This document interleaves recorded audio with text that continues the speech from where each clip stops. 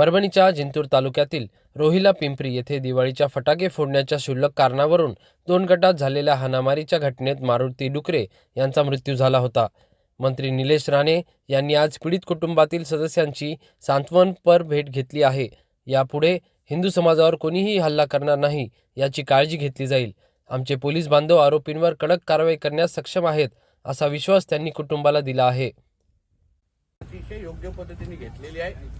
परत अशी कोण हिंमत आमच्या हिंदू समाजावर इथे करणार नाही एवढी काळजी घेतली जाईल एवढं शब्द देऊन तुम्हाला इथून जातोय। काय होणार नाही, तुम्ही भीतीमध्ये काय राहू नका। पोलीस जे काय पोलीस खातं म्हणून जे काय कारवाई करायची आहे, उर्वरित जे 4 आरोपी आहेत त्यांना जे पकडून जेरीस आणायचे सगळ्या पद्धतीने होईल।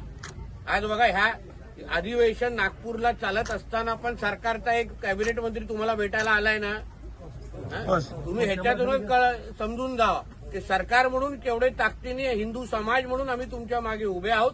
आम्ही जेव्हा ठणकावून सांगतो हे हिंदुत्ववादी विचाराचं सरकार आहे, सर्वात सुरक्षित हिंदू समाजाला ठेवण्याची जबाबदारी आमची आहे, कर्तव्य आमचं आहे, मूळ कर्तव्य आमचं आहे। म्हणून तुम्ही त्याबद्दल निश्चिंत राहा। या केस संदर्भात पूर्ण पद्धतीने 100% न्याय या कुटुंबाला देण्याची जबाबदारी आमची असेल आणि पुढेही कोणीही माझ्या हिंदू समाजाकडे वाकड्या नजरेने बघणार नाही एवढी काळजी शब्दापलीकडे कृतीतून घेणार मी। म्हणून निश्चिंत राहा।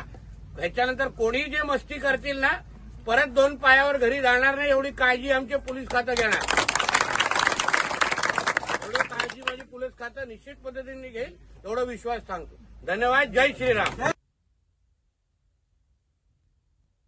तर आज परभणी शहरात देखील त्यांच्या नियोजित गाठीभेटी दरम्यान एसडीपीआयच्या काही कार्यकर्त्यांनी त्यांना काळे झेंडे दाखवण्याचा प्रयत्न केला, परंतु नानलपेठ पोलिसांनी हस्तक्षेप करत या जमलेल्या कार्यकर्त्यांना ताब्यात घेऊन नानलपेठ पोलीस ठाण्यामध्ये घेऊन जाण्यात आलं होतं। प्रतिनिधी रियाज कुरेशी, DLP न्यूज, परभणी।